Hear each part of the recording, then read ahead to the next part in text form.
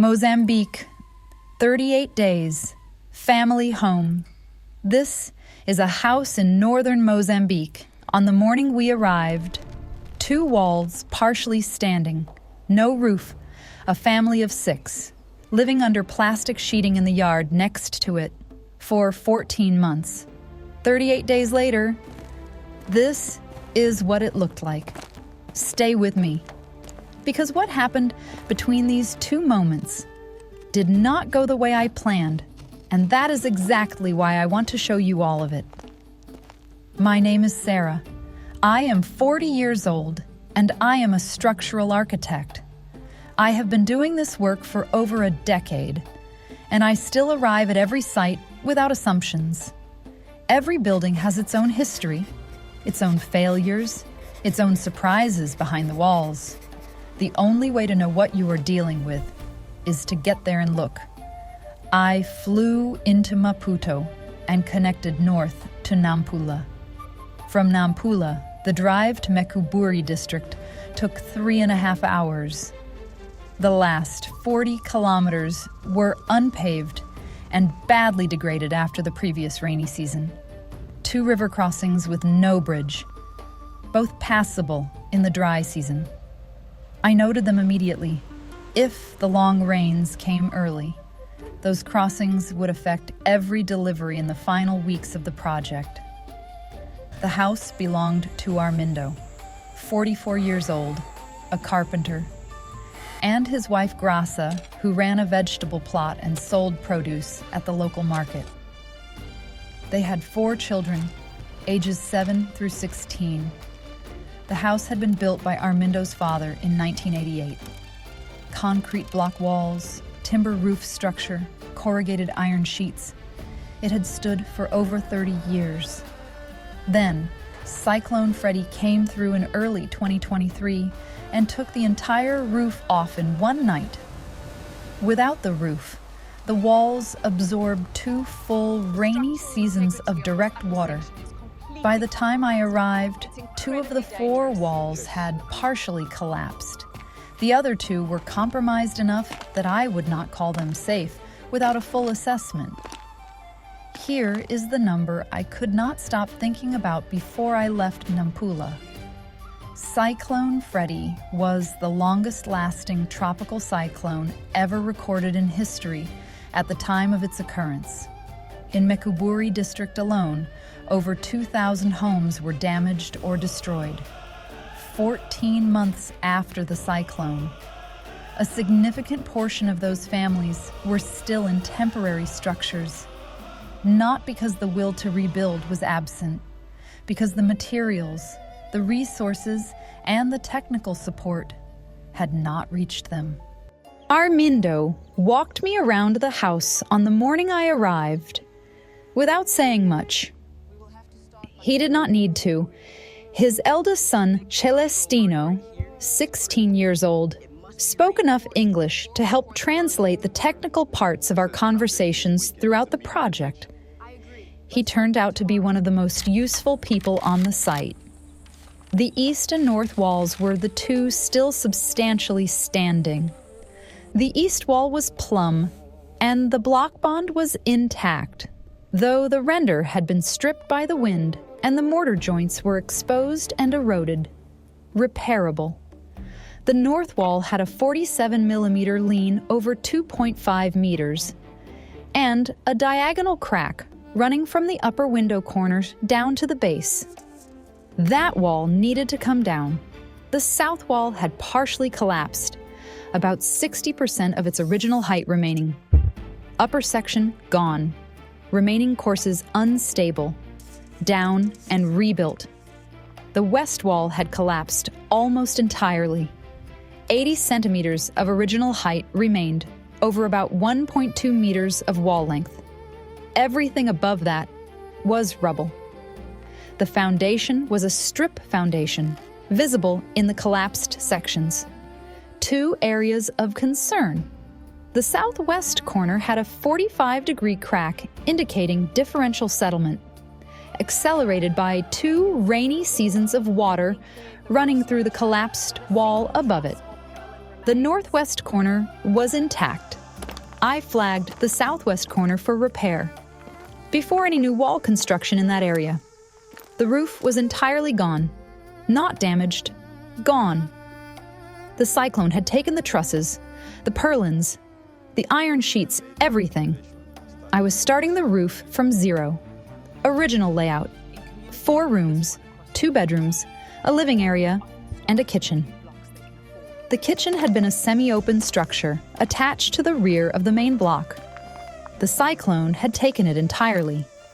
The kitchen was outside the project scope, and I was transparent with Armindo about that from day one. He said if the 4 main rooms were solid and roofed, the family could manage the rest. Total budget, $9,200. 38 days, 6 workers from the community. The lead mason was Eugenio, 60 years old, who had been building in this area for decades. He had worked through the aftermath of Cyclone Idai in 2019 and had seen what happened to repaired foundations that had not had their drainage corrected at the same time. Before I finished presenting the plan on day 1 evening, he raised exactly that point about the southwest corner. The drainage correction was already in my specification. I showed him, he nodded, and said nothing else. Material delivery arrived on day 4, 1 day late. The first river crossing had been higher than expected due to upstream rain, and the driver had waited several hours for the water level to drop.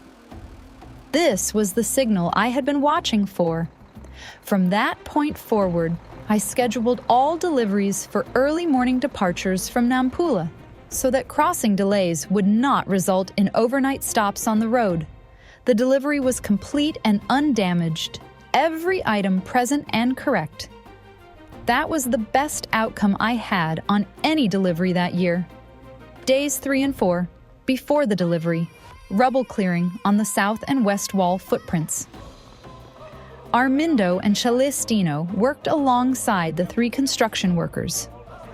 We assessed approximately 900 blocks from the collapsed sections and pulled out 310 that were clean enough to reuse. Around $240 saved. Southwest corner foundation repair on day 5. Excavated the cracked section, cleaned the crack faces, poured a new reinforced concrete section with rebar ties crossing the original crack line. Drainage correction installed alongside, a rubble-filled trench running from the corner to a point 3 meters from the building, directing subsurface water away from the foundation. Curing time, 3 days before loading with new wall construction. Wall laying began day 6. North wall demolished first, controlled, and top to bottom. Blocks salvaged where possible. New north wall started from the foundation up. Plumb line set, first course checked. Eugenio was precise. I checked his work for the first 3 courses and then stepped back. The first significant problem arrived on day 9. The timber supplier in Nampula confirmed that eucalyptus in the 4.2 meter lengths I had specified for the main rafters was not in stock. Standard stock length was 3.6 meters. The supplier could finger joint 2 shorter lengths to reach 4.2 meters, but the joint would sit at mid-span, exactly where I did not want a structural weakness. I redesigned the truss to work with 3.6 meter timber. The solution was a central collared tie and a light central post in each room, transferring the ridge load to a concrete pad on the floor slab. Cost implication, minimal. Aesthetic implication, a post in the center of each room. I showed Armindo the 2 options. He looked at the drawing and looked at the alternative, which was a compromised joint on every rafter. He said the post was fine. South wall at full height by day 12, north wall at full height by day 14, East wall repointing and render base coat complete. West wall rebuild began day 15. The second problem arrived on day 16, an early convective storm, not the seasonal rains, which were not due for 3 more weeks. It came up fast and dropped an estimated 80 millimeters in 4 hours. We covered the fresh mortar on the west wall with plastic sheeting before it started. The sheeting held on 3 sections.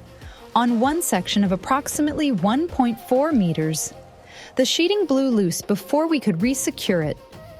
That section got direct rain on fresh mortar for about 90 minutes. We assessed it the following morning. The top 3 courses needed to come down and be relayed. Eugenio recommended taking down a 4th course that was borderline, rather than accepting the risk on a wall that was going to carry roof load. We relayed 4 courses, back at full height by end of day 17. Wall plate fixing. Day 19. I had specified expanding bolt connections into the block cores, specifically because of the cyclone history. A roof properly connected to the walls is significantly harder to lose in a storm than one relying on gravity and friction. Eugenio had not used this connection type before. I showed him the installation on the first fixing, and he completed the remaining 7 without assistance. Trusses fabricated on site, days 20 and 21. Modified fink pattern with collar tie and central post. 3.6 meter timber, 600 millimeter centers. Every truss checked on the ground before it went up. All trusses installed and verified by end of day 22.